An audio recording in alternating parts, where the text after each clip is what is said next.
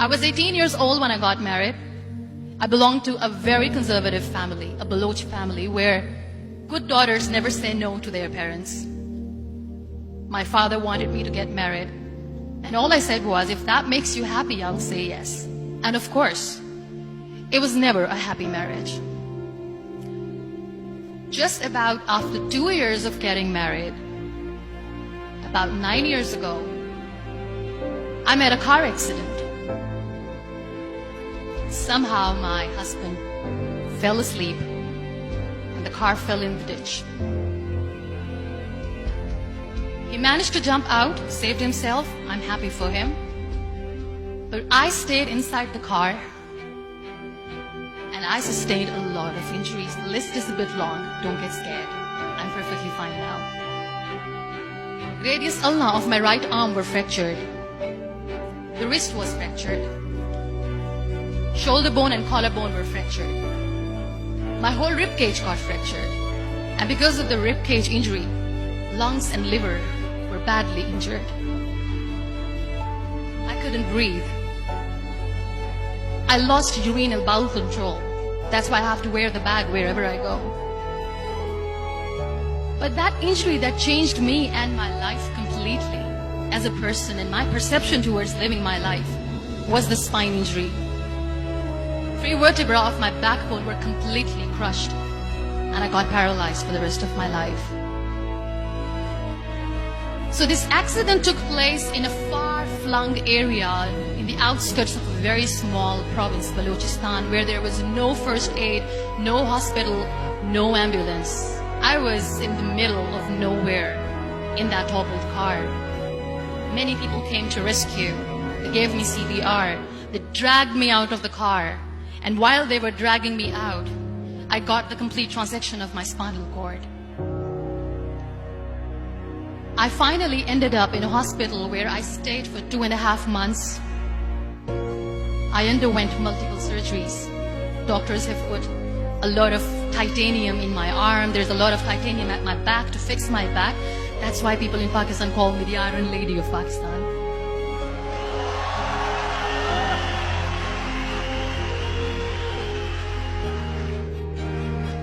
Those 2.5 months in the hospital were dreadful. I will not make up stories just to inspire you. I was at the verge of despair. One day, doctor came to me and he said, well, I heard that you wanted to be an artist, but you ended up being a housewife. I have a bad news for you. You won't be able to paint again because your wrist and your arm are so deformed, you won't be able to hold a pen again. And I stayed quiet. Next day, doctor came to me and said, your spine injury is so bad, you won't be able to walk again. I took a deep breath and I said, it's all right. The very next day, doctor came to me and said, because of your spine injury and the fixation that you have in your back, you won't be able to give birth to a child again. That day, I was devastated. I still remember, I asked my mother, why me? And that is where I started to question my existence. Why am I even alive? What's the point of living? I cannot walk, I cannot paint, fine, I cannot be a mother. And we have this thing in our heads, being women, that we are incomplete without having children. I am going to be an incomplete woman for the rest of my life. What's the point? So my mother said to me, this too shall pass. God has a greater plan for you. I don't know what it is, but He surely has.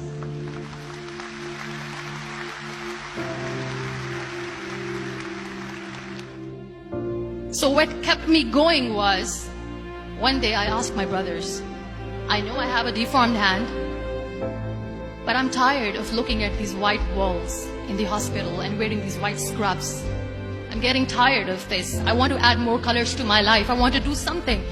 Bring me some colors. Bring me some small canvas. I want to paint. So the very first painting I made was on my deathbed, where I painted for the very first time. There were a lot of infections in my body, a lot of allergies. So doctors wanted me to lie down on the bed straight for not 6 months, for not 1 year, for 2 years.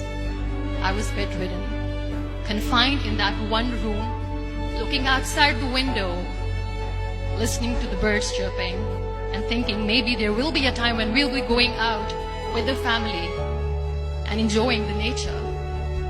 That was the time where I realized how lucky people are, but they don't realize. And you know how it all began? That day I decided that I'm going to fight my fears. We all have fears. Fear of unknown, fear of known, fear of losing people, fear of losing health, money.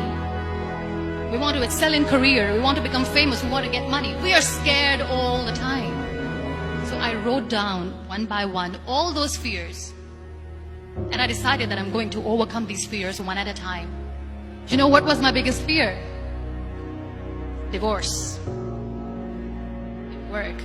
But the day I decided that this is nothing but my fear, I liberated myself by setting him free.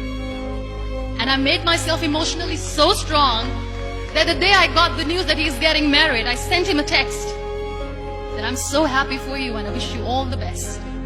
And he knows that I pray for him today.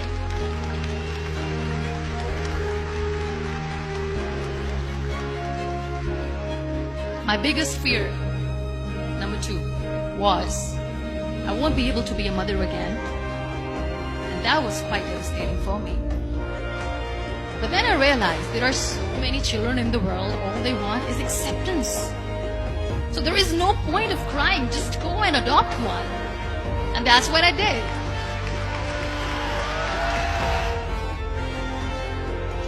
So when you accept yourself the way you are, the world recognizes you.